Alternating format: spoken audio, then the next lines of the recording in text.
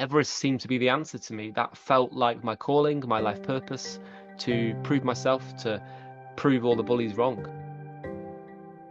Had we not left base camp that morning, I probably wouldn't be chatting on the podcast today.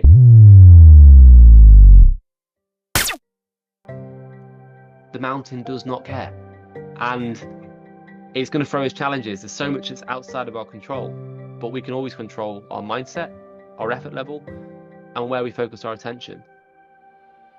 It was an amazing journey because it helped me to appreciate what we have on our home soil in the UK, but also other people were able to be part of that journey. Were coming out and joining me and walking alongside me and running and kayaking, and it was just it taught me probably a lot more about my resilience and pushing my body and my mind to breaking point.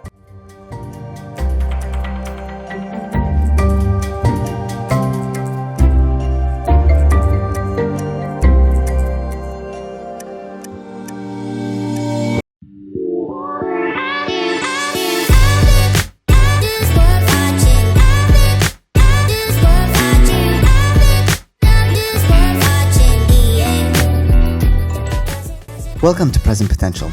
I'm your host, Hassan, and the reason I launched this podcast is to create a ripple effect of optimism that reaches 1 billion people in the next decade. Ambitious? Very. Scary? A little bit. The aim of Present Potential is to empower listeners by sharing stories of individuals who've turned challenges into opportunities, proving that we all have untapped potential. If you're new to this podcast, welcome. If you've tuned in before, thank you for your support, and I hope you find value in these conversations.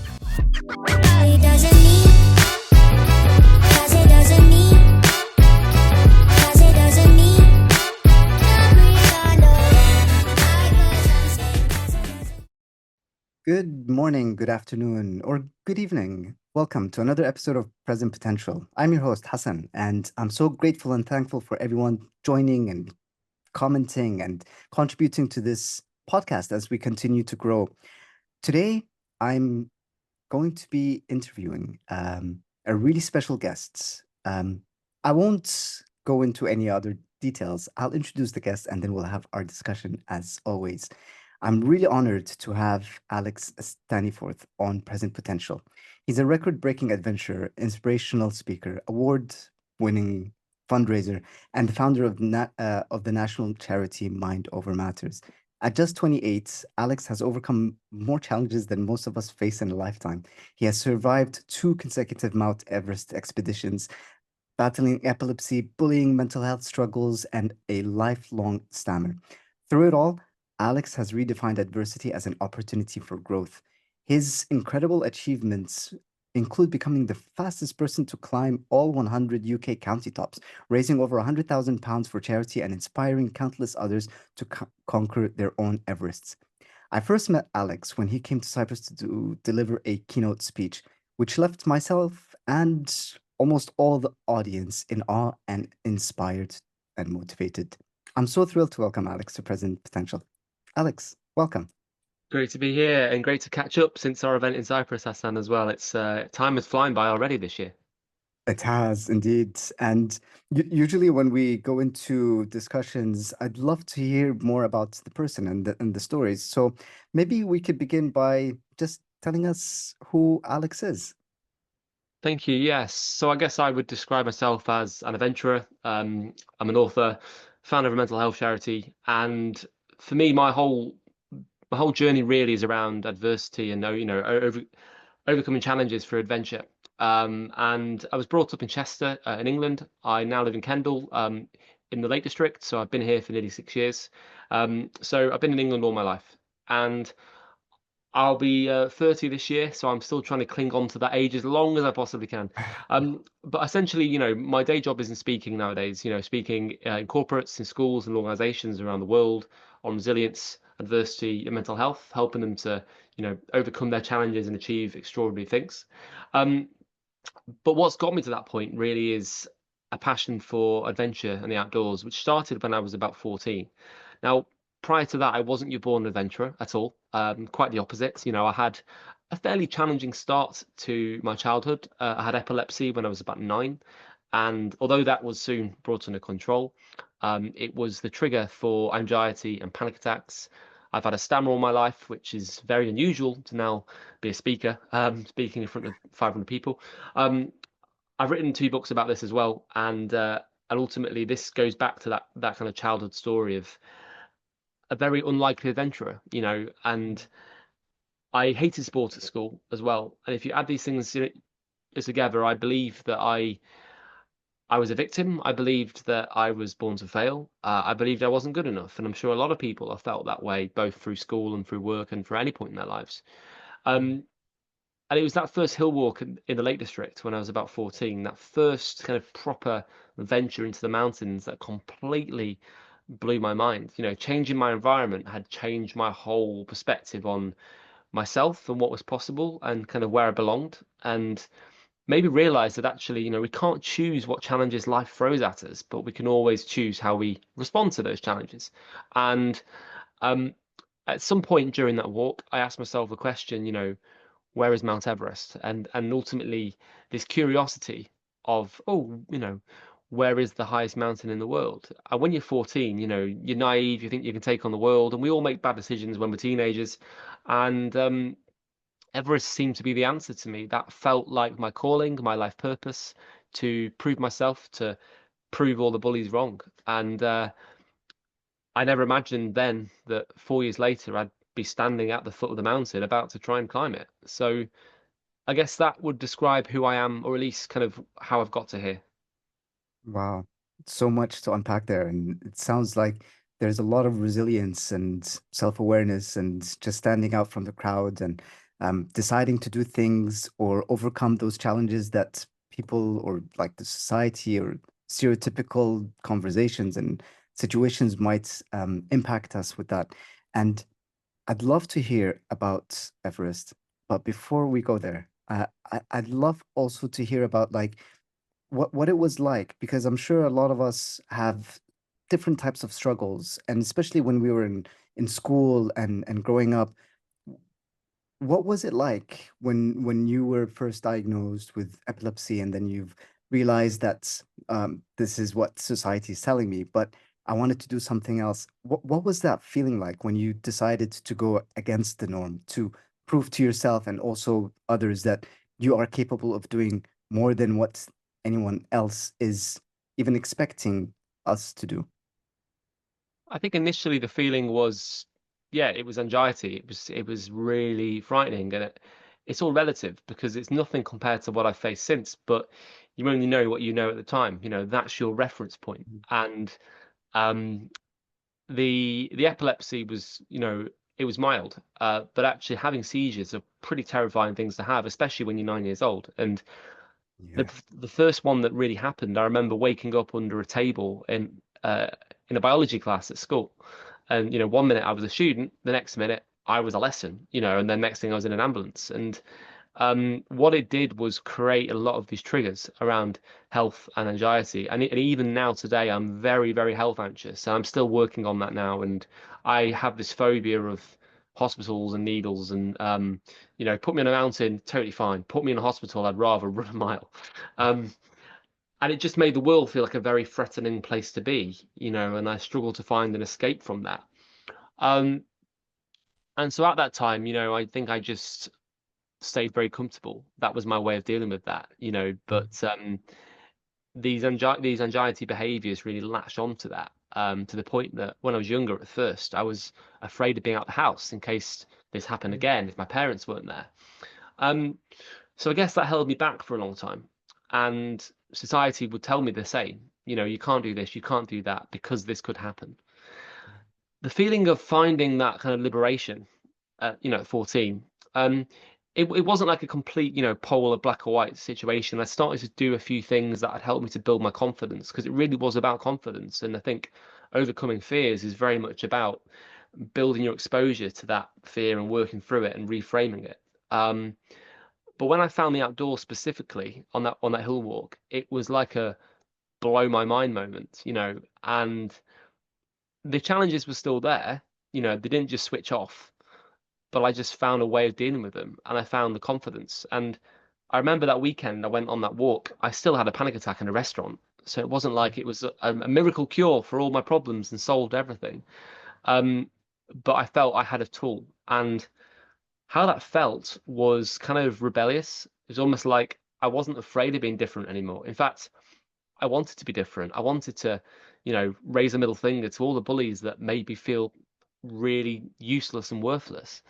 Um, but at the time, it was just exciting because it's like, as the podcast would say, I found that potential. I found that potential for what else I could do. And like, blimey, I kind of continually raising that bar higher and higher and higher. My first challenge was a 10K run, then it was the Three Peaks, and then, I could never have contemplated the things that I'm doing now. So a complete contrast of emotions, really. Mhm.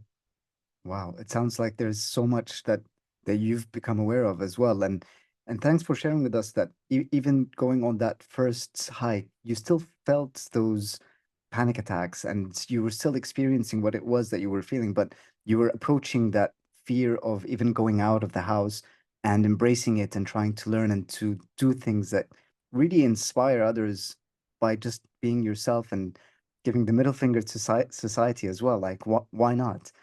And and then eventually, when you were thinking about Mount Everest, so myself as well, like I've heard of it in school. I watched some National Geographic documentaries, and it was always there, but I've never really, I don't know if it's the courage or interest or desire to actually pursue that. What what what pulled you there? Like, why did it become your purpose to go on this expedition? Even now, I can't really pinpoint that, and I'm kind of worried whether it was just that feeling of childhood kind of ambition and drive and energy. When you're young, you don't really have a filter. You don't have all these biases and kind of real life things that get in the way, and the whole world feels like your oyster. And I've never felt that same feeling since. And I hope it's not because it won't come again. I hope it's more because I just haven't found something of the same scale. But it was just this feeling of pure captivation. Just I I remember looking at pictures of it and it just got me inside. Like I sent goosebumps on my arm, and it was the realization that mere mortals, normal people like me, had climbed it. And then it's like, well, why not? And also it just it for me, it kind of represented that feeling of overcoming adversity and living to your full potential and, not leaving any stone unturned. And Everest gets a really bad rep nowadays. And, a lot of that I think is unfounded, but it's always the highest mountain in the world. And for me, it symbolizes that human endeavor, or at least it did back then, and I think I kind of felt that if I got there, I would find that big, elusive kind of happiness thing that we're all striving for and the contentment, and that it would almost solve my problems, that it would define me. It would prove that I was, good enough. But it wasn't just about proving that. There was just something, a magical mystery about it that I couldn't let go of, and it just felt like the right thing to do. Um, Yeah. and I committed without any real thought in terms of what that would involve or what that would entail. I just knew that it was the right thing to do.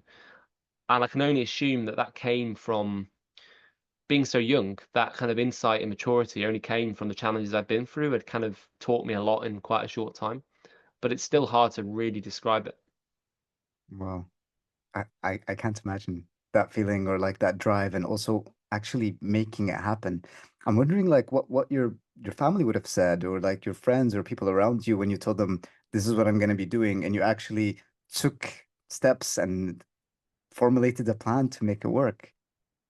I mean, I had a very small circle of friends, and it was walking with my friend Tom on that very first walk, and he's still a friend today, one of the very few people I still speak to from school. So friends, I wasn't too bothered about, because I wasn't interested in them. I kind of felt like I was on a different path. I didn't want to go the same way as everyone else. Um, and because of my epilepsy and my stammer and everything else, I felt different anyway. So it wasn't like I was afraid of people thinking, bad of me because of it. Um, and with my parents, I mean, I'm an only child, apart from the dog, who's now the favorite child. But I, you know, I think they're not really adventurous, so it wasn't like I was, brought up climbing mountains. My dad had done quite a few things. He'd ran marathons, and that was where I found my love of running. But my mum is definitely not that way at all. Um, and the biggest barrier, I think, with Everest is always going to be the cost. And, my Mm. parents weren't just going to sign me a check. My job as a pot washer in the local pubs, wasn't going to pay for it. My dad said that was a lot of money for a holiday, Al, So they were kind of a bit hesitant, when I kind of announced to them that I was going to climb Everest and actually started taking the steps towards it.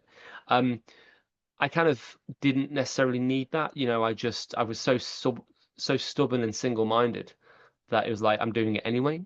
And I think at first they kind of thought it was just some stupid phase like we all have as teenagers, and that I forget about it and move on.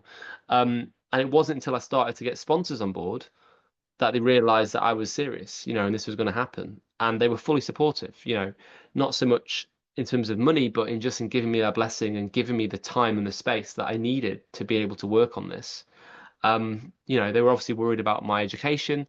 My teachers were telling me that I was going to neglect my future by not focusing on my studies and grades and getting the things I needed. Ironically, nowadays I'm still getting paid to go and speak to schools about everything I've learned. So, um, I was fortunate that kind of when people told me no because of the bullying, it kind of made me say, "Watch this." Um, but one of the key people I met was my first mentor, Chris. Well, mentor and a coach. He kind of wore both hats. And he was in my local village, and I reached out to him originally on Twitter because I needed help with my stammer. Um, but we ended up having a coffee, by the fire, and I said to him, like, I've got this goal to climb Everest, but I don't have a clue where to start. And he, as a coach would, helped ask me the right questions to really make this goal feel achievable. And so this is why I have a real love of coaching, because I've seen how that process can change this seemingly impossible task by somebody that shouldn't be there into reality, And so Chris believed in me, and that was kind of all I needed, really. That's amazing. And it sounds so surreal because like as a coach, and I know other coaches, we usually say to our clients, any goal that you create is going to be your Everest. And there's different stages and different camps, and you just take that first step.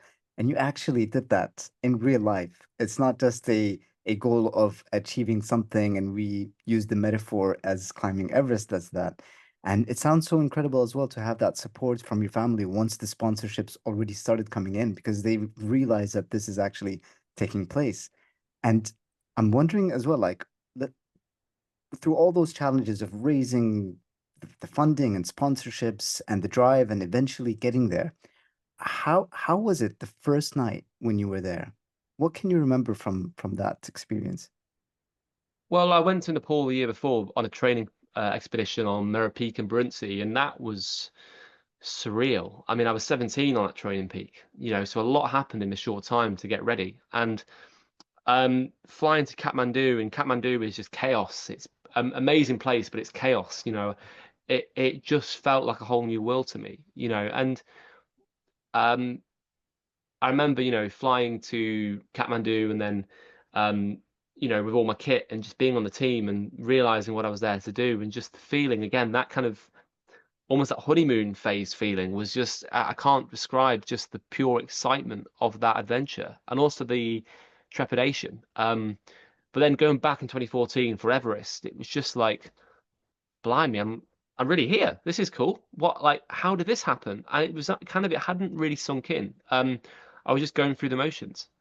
I mean, it's 10 years ago now, or more than 10 years ago, so it's very hard to pinpoint that exact emotion. I mean, I guess this is why I wrote a book to try and kind of capture that feeling before it fades away into everything else.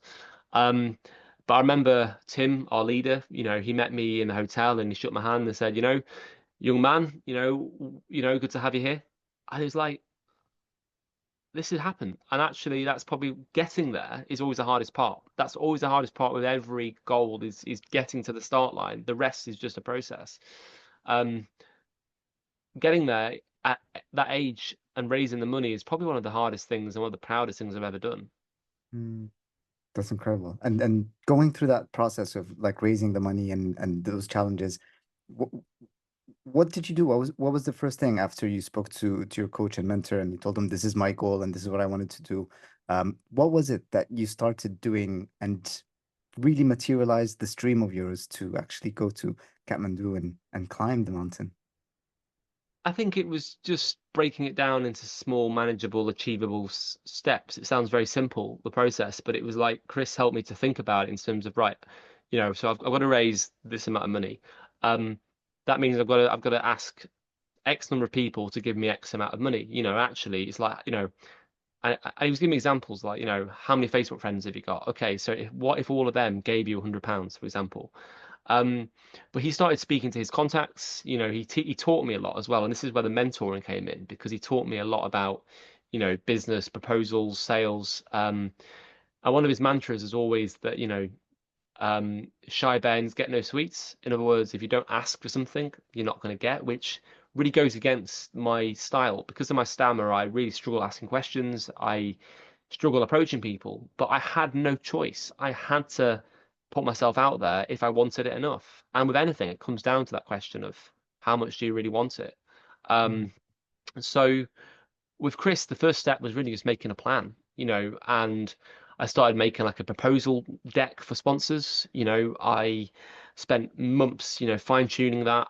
And eventually Chris said, right, time to get on with it because I'm a perfectionist. I wanted to have it perfect. And then the process was very much contacting, hundreds, thousands of companies across the UK. And it was like rejection after rejection after rejection, but it was almost like a factory process. You've just got to hit the numbers, and eventually you hold out hope for that one yes. Um, Yeah.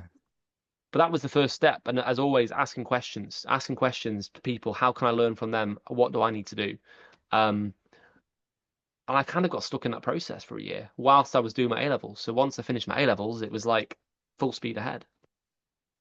So you were doing this while you were studying as well and going through that whole process. But when did you have time to draft the proposal and to speak to potential sponsors and to just keep going? Probably when I should have been studying. um, I mean, at this point, I'd really lost interest in my A levels, and I was always quite academic, but I wasn't interested in that approach. And this for me felt a much bigger motivator and drive and achievement, and I did get the grades I needed and I kept that door open, but it wasn't my priority, and Everest was my priority. And this is where I think my family started to get a bit concerned. They were like, "Oh, why don't you just wait? Why don't you just wait until you've done your A levels?" I'm like, "No, the time is now." You know, Mm. I knew I would have been the second youngest Brit, which would have helped me to get the sponsorship as well from a marketing perspective. So it's like, this is the time. I was also coming back from like a bad period of injury and depression and bulimia. So I was actually like at my lowest point whilst this was all happening. And so I think that played a really key part in the process because it was almost like this was my way out, and this gave me that reason to fight back. And if I didn't pursue it, I didn't want to go backwards to where I'd just been. Yeah. Um, and so the time literally just fell into a case of pure prioritization. Um, every single day I asked myself the question, like, will this get me to Everest? So I was missing, holidays, my family. I was missing friend time with my friends. I was, you know, I even missed an exam to go and sit in a meeting with the CEO of a multi-million-pound finance company, trying to get them to take me seriously with a stammer, to try and climb this big mountain. But I would argue that I probably learnt more from that than maybe I would have done sitting an exam that I didn't want to sit. And just if any kids are listening, don't take my advice, but um, I literally just had this process of every single day, sending as many emails as I could. And on the weekends, I was working part time in the kitchen. I was also training, so I was going on hikes. I was cycling a lot when I came back from my injury. And the weekend job allowed me to essentially pay my keep. And also, obviously, I can't send emails on weekends anyway. So it was just pure prioritization. And it wasn't much fun, but I said, it's 1 year of my life for something that is going to be much bigger. It was worth doing. Wow. 1 year of doing all of that. And yeah, even like working in the weekends. I mean, there's just so much that's going there. And when you said like prioritizing as well, and How did you keep yourself motivated? I mean, when you were sending those hundreds or thousands of emails and getting rejection after rejection, and it applies to like every different type of industry as well. When someone is starting, how did you keep yourself really interested and driven to continue despite getting all of these rejections? There were obviously peaks and troughs of that. I was just motivated, I guess, by this fear of failure. Like I Mhm. didn't want to let myself down. I didn't want to let Chris down.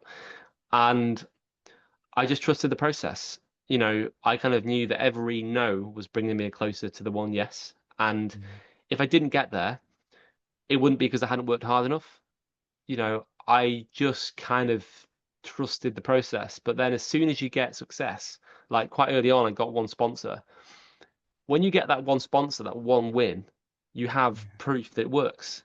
And okay, well, I just need to keep doing the process, and then you build momentum. Um, but I just, I use the rejections as fuel. It's like, okay, so that was a no. Okay, well, there's no point wasting time on that. I've got to, in this time, I could send another three emails, and I think Oh, it was just keeping the end in mind. It was like I was terrified of failure, so I worked harder. that's incredible. Like using that time instead of just saying, oh, why they rejected me, you could send three emails instead of just sitting there and then increase the probability of either getting, well, more rejections, but you'll get that one yes and keep going. And so then you go to Everest. Well, the first year you go and you experience like the place and you train and then you go back the next year to actually climb. What was it like just climbing the first? I'm not an expert in Everest at all, but like, is it base camp that you would go to first? What was that experience like? So climbing on the south side in Nepal, there's four camps. So well, there's five camps. There's base camp. There's camp one, two, three, and four. The South Col. From four, you go to the summit and back. Um, so that's kind of the process. People think you just go up and down. No, you go up at least twice on acclimatization trips. So you're essentially um, stressing your body at high altitude to adapt, to then come back down to recover before you go back up. If you keep Wow. going up, you would just your body won't have time to adapt. You'll just get weaker and slower, and you're most likely not going to succeed. So actually, it seems counterproductive to go up and down and up and down, but you're actually you know acclimatizing. We didn't get a chance to do that. The first trip in 2014, the day before we got to base camp, there was a massive avalanche in the icefall, and sadly, 16 Sherpas were killed. Um, so we had to pack up and go home without stepping a single foot on the mountain, um, which obviously was not what we expected, and we haven't got a right to complain when we're going home safe to our families. As the Sherpas always said, the biggest success is safety, not the summit. But it's like, what the hell do we do now? um, and I guess that was a big lesson for me at 18 around, um, you know, doesn't matter how hard you work in life, doesn't matter how young you are, doesn't matter how fit you are, the mountain does not care. Yeah. And it's going to throw us challenges. There's so much that's outside of our control, but we can always control our mindset, our effort level, and where we focus our attention. So my initial reaction, I think, was to be a bit miffed off. It was like, okay, well, this is unfair. Why is this shouldn't have happened? But actually, instead, it was a case of, right, how do I learn from this? How do I grow from this? How do I come back and see this as an opportunity to train harder, to come back stronger, rather than blaming the situation? Okay, it wasn't our fault, but we still had to take responsibility for that. Um, and so that's what we did. I went home. I really dialed down the endurance stuff because I realized it's probably 90% mental and only 10% physical. And went back in 2015. And this time, it kind of went um, like started a lot better, and we got up to base camp and we started climbing. Wow. Just going back and forth and training and even after all of those efforts and the full year of raising sponsorships and going to the mountain and then having that disaster and then going back home. I mean, it just sounds there's so many obstacles and challenges. It's not as easy as just saying, I'm gonna go climb this mountain and then you're just gonna go because sounds like there's so many other small steps. And even when you're there, like what you just shared, things can go completely wrong. And you mentioned three different things of what you can do. It's like the efforts, the mindset, and also one more thing which I didn't really catch, but like it's just the way that you are adapting or finding the resources within you to be able to be resilient enough to continue going despite of these challenges that take place. And you also climbed the the highest peaks in the UK. How was that like? I mean, when did that take place, and what was that experience like? Well, it's worth saying that Everest Take Two also didn't go to plan, and we were just below Camp One on our first trip through the icefall when the earthquake hit Nepal in 2015. So we Oh, were up there when that kicked off, and actually we were very lucky that we were up there because base camp got hit by a much bigger avalanche, and sadly 3 of our team were killed, and 9,000 people across Nepal. So we were a oh, tiny wow. part in the biggest earthquake to hit Nepal in over 70 years. I think it was 70 years, but it was catastrophic, and that taught me an awful lot about life and death. Had we not left base camp that morning, I probably wouldn't be chatting on the podcast today. Um, and when I got back after that, there was inevitably like a real sense of loss. There was a sense of guilt as well. Guilt of why has this happened to me? Why not them? And why am I still here? And it was that almost that midlife crisis moment of what would I have left behind had I been in that tent at base camp? And you know, almost that sense of like, why am I really here? That whole big purpose question, because Everest had always been my purpose. And I kind of thought that when I got there, everything would be fine. Um, and I think I realized quite early on and quite young that actually I didn't have anything to prove anymore. And actually, like, I didn't want this enough anymore. And I could make a bigger difference um, closer to home than I could on this mountain halfway across the world. And so I started to change my direction completely. And that was in 2017 when I thought, okay, I need to do something close to home where I haven't got avalanches or Sherpa strikes or or the altitude against me, where it's just myself versus the elements, every single day to really test myself. So Climb the UK was a challenge climbing to the highest point of all the 100 counties in the UK. So England, Scotland, Northern Ireland, and Wales. Um, Almost entirely human powered. I was cycling, running, walking, and kayaking about 5,000 miles. Kayaked to the Isle of Wight, although I did get a ferry to the Shetland Isles in Scotland and to Ireland. Otherwise, I would not have made it out alive. Um, and that was in some ways the hardest challenge I've taken on because I was on my own, and I had support at different stages. But every single day you're on the bike, you're getting on the bike and going regardless of the weather. If it's saying you've got torrential rain all day and you've got to cycle 100 miles, well, you've got to get up anyway. On Everest, if the conditions are bad, you're in your tent playing cards and eating biscuits.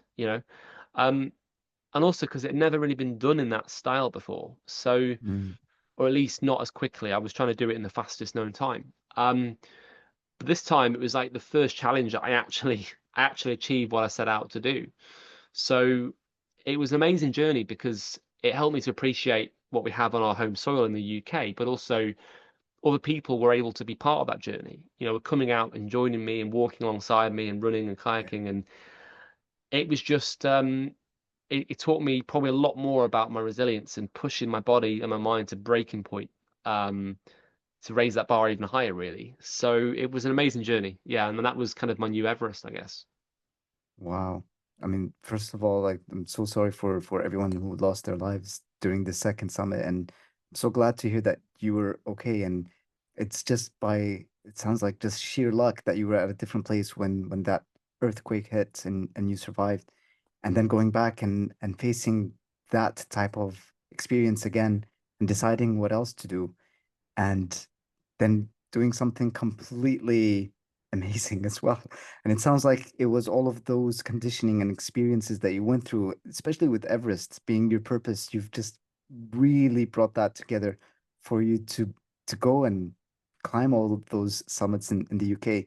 And when you were sharing it as well, like I was just thinking about you were still, and I mean, you are still like diagnosed with epilepsy and still doing all of these incredible things. I mean, that's just amazing.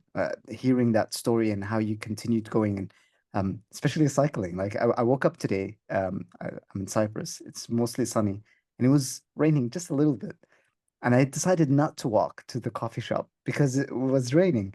But you were saying like even if it's like pouring rain, you get up on the bicycle and you cycle and you just continue going no matter what happens. The environment doesn't really matter in those situations. And it sounds as well like having that community when you finish just to come and support you, to be around you and to experience that. That's also so incredible. Yeah, I think just on your point there, I mean, it's like with the epilepsy, I'm really fortunate that I was on medication for a short while, and then I've been seizure free for over 17 years. So Oh, that's so great. when I went to Everest, I kind of felt like it had gone, and obviously I had conversations with my expedition leader, but I'd done so much by that point that it even didn't really cross my mind. And interestingly, last summer on one of my ultra marathons on the coast to coast, I had a seizure after 78 miles of running and about 21 hours in, I had my first seizure in 17 years, and it was 17 or 18, I think. And obviously that was a massive shock. I remember having a short sleep in the support van, and then I woke up, and then I was having porridge and getting ready to start running again, and then I just felt that lightheadedness, and then that was it.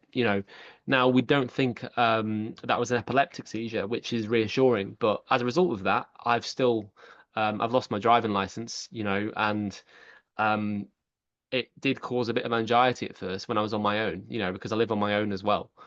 Um, but then it really made me appreciate just how lucky I've been not to have had those seizures and not to be on medication. And to be honest, I went back and did the same run 6 weeks later because for me, I kind of thought, well, epilepsy hasn't stopped me in 17 years and it's not going to stop me now, because that's just the way I think. But with the training as well, I mean, just to say, that level of motivation is not always there. In the moment when you're on a timeline, when you're on a deadline, when you have no real choice, you just do what needs to be done. On a day-to-day basis, when the stakes are a lot lower, like when you could just drive to work instead of walking to work, then you're going to take the easy option. Last night I got home late. All the trains were a nightmare because the trains in the UK are just a nightmare anyway. Um, and it was dark, it was foggy, I was really tired. I thought, no, I've got a run scheduled, and so it was nearly 10 o'clock, and I forced myself out because doing hard things builds that resilience, and you feel so much better for doing it. Um, but you just have to be realistic with those things. So I don't always win that battle, but it just comes with practice, I think. Yeah. And when you were just sharing that, it just hit me. You were saying you were running a 78-mile run over 21 hours? I was attempting to run about 300 kilometers, so 186 miles in one go, on the coast to coast in the UK. So this would have been before I spoke to you in Cyprus, and then I went back and attempted it again in August. This time I managed 124 miles in 44 hours before I had to quit. Um, so I went back in December and ran the final 60 miles in one go, and then finally ran the route. Okay, not in the way I wanted to do. Um, but that was the longest run I'd ever done, actually. I wouldn't recommend it for obvious reasons. That's amazing. Like it's just sheer resilience that I can hear from your story and how you keep yourself motivated in the things that you do and how you do them and what you do. And what's next in store? Like, what are you planning on doing in terms of like the next run or the next challenge that you'd like to overcome? What is something that you're looking forward to? Quick question. What am I looking forward to? I need to finish my 2024 kind of like year review, and I always write down a list of things I'm looking forward to in the year. So I haven't quite got around to that because since I got back from holiday, it's just been super busy with speaking, which is ironic. Um, but I'm looking forward to hopefully another busy year of speaking. Last year I was really fortunate. I got to come to some really cool places and meet a lot of cool people. Speaking is my day job. The charity, I know you mentioned at the start as well. I mean, the charity might have Mountain started about nearly 5 years ago now. And essentially, like that now is less of a full-time job because I've been really fortunate that we've got a great team who run that now. So that, that's doing really well and is growing and reaching a lot of people. But we've got a campaign called Project 500 at the moment where we're trying to raise £500,000, and that has been probably the scariest goal I've ever set myself. But we're making good progress with that as well. But my biggest plan for this year that I wouldn't say I'm looking forward to, but I am needing to do is a big challenge. I feel like I've not done a big adventure for a long time. I mean, I spend a lot of time talking about Everest, but not actually doing big stuff. So the coast to coast was obviously my project for last year. I was hoping that would help us raise a lot of money on Project 500, but obviously it didn't go to plan with the seizure and the illnesses and everything else.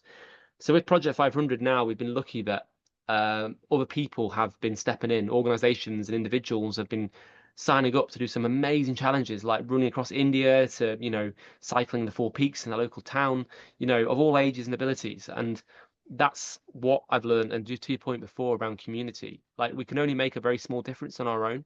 You've got to bring people on the journey with you. So that's where the project is. But I tease you on the adventures then. So I'm currently planning something this summer, which is going to be the biggest thing I've ever attempted to do. I'm not gonna. It's still being shaped, but it's basically it's in the UK. It's involving a lot of running and a lot of cycling, and it's a record attempt. So that is very daunting, but I've pressed the button, and it's um, it's coming up with something that's going to be big enough and scary enough and stupid enough that it's going to raise the money. And I think with Project 500, I'm confident that it will help us to hit that target. And the reason we set the target for June is because it's my 30th birthday, and because the biggest killer of young people now in the UK under 35 is suicide. And so if we don't change something, a lot of people aren't going to hit that milestone. So I hope that this challenge will be my legacy and will help us to hit that target really. And I was reflecting because last night I met with a couple of people and friends who were going to help me on this project, and I felt like the 16-year-old Alex who was with that mentor Chris all those years ago. It was like, have I not learned anything? Like, how do I not have the confidence and the skills and the excitement? But I do. It's more that I think I know how much pain is gonna be involved, but also the challenge is proportionally so much bigger now that just because I did it at 16, 17, um, I don't have the same circumstances. So it's a little bit like it's not a step back. It's just that the bar is even higher than it was back then. And also, when you're 16, you don't have anything to really lose. Um, Mm. People listening to this may be thinking, oh, well, I'd love to do something, but I can't because of X, Y, Z. My question or challenge to them would be to think of something that you can do, to really question where those barriers are coming from. And on that note, I'm also starting coaching this year. So I started on a coaching training program towards the end of last year. I love the process. And like you, it's been life changing for me as well. And I want to be able to help people as a coach. So I'm hoping that that will become part of my work towards the end of this year as well. And that's what I'm really looking forward to. Sounds exciting, and I really look forward to seeing you and hearing about like what you're doing and the project that you're going through. And I'm sure it's going to be amazing regardless of what happens. And everything that you've shared with me and with us today, it's just incredible. I mean, you've done so much. And for us sheer mortals, like we really aspire to hear these stories and also understand like the mindset that you have and you go through and those challenges that you overcome. And it's just a constant battle, but you keep going. It's like what you said last night, you got home and it was late and you still went out for a run. It's that resilience muscle that you're just preparing and massaging and growing as you go along. I really wish you all the best and congrats on your coaching journey as well. I'm sure that you're going to be transforming a lot of lives as you go down that route, and inspiring others with everything that you've done. I really hope so, and thank you as well. And I think that coaching is actually quite hard, but I'm enjoying the challenge, and I hope that I can just pay it forward, everything that's been given to me. And it's great to be able to turn this journey into hopefully something that will help people wherever they are on theirs as well. So thank you for the space to share it. Yeah, absolutely. And anything that you'd like to share with the audience before we finish for today? Something maybe I didn't ask, or something that you want to let people know or send a message somehow? Um, I would always just open that invitation if people have any questions, if people need some help, if I can help them in any way, pay forward what I've been given, then just feel free to contact me. You can find me on LinkedIn, on social media, and all the normal places. I'd be really happy to hear from them. And whatever challenges they're facing, I would just say to trust the process. January last year was really challenging, and like a lot of people who are self-employed, I was thinking, "Oh my God, how am I going to survive?" And then I ended up having an amazing year. And I'm just trying to trust the process when things are quiet, when things aren't going well. So that would maybe be my closing nugget, if anything helps. Great. Thank you so much, Alex. And Thank as a you. tradition on Present Potential, we usually ask our guests to share some words of wisdom or a motto or words that they continuously repeat to themselves when they face challenges and obstacles. What's something that you reflect on when you're running those 100-mile journeys or climbing the summits or cycling endlessly? What are some words that we'd learn from your wisdom? I think one thing my coach said to me, so I have, a coach in running as well in my training, Sophie, said to me is, that I can, basically she says, you can do hard things. And whenever I have doubts and worries and get myself in a state before a race, she just says, you can do hard things. And I was doing a race last year and the year before, and I was like literally just muttering to myself, "You can do hard things," and it gives you energy. Really gets you psyched up. Um, just a reminder of what we're capable of. So there's a few different mantras I use in those moments, but I hope that one will probably land for people. Definitely, definitely lands for me. Thank you so much for sharing, Alex, and I appreciate your time and sharing all your wisdom with us. And I hope to welcome you again to the podcast to hear more of your adventures and things that you're doing and transforming lives as well. Thank you. I will keep you posted, and good luck with the podcast and your journey as well. Thank you, Alex. Thank you, everyone, for joining Present Potential. I hope that you found a lot of value in this discussion. I certainly have. And as always, today is the most important day of your life. Until next time. Thank you for watching and listening to Present Potential. If you found value in this episode, please give it a like, share it with someone who needs to hear it, and subscribe for more. Join the conversation in the comments and let us know your biggest takeaway. If you'd like to listen to other inspiring stories, check out our other episodes on Spotify, Apple Podcasts, and YouTube. Make sure to also follow us on Instagram under Present Potential Podcast, where you get to see behind the scenes and engage with us.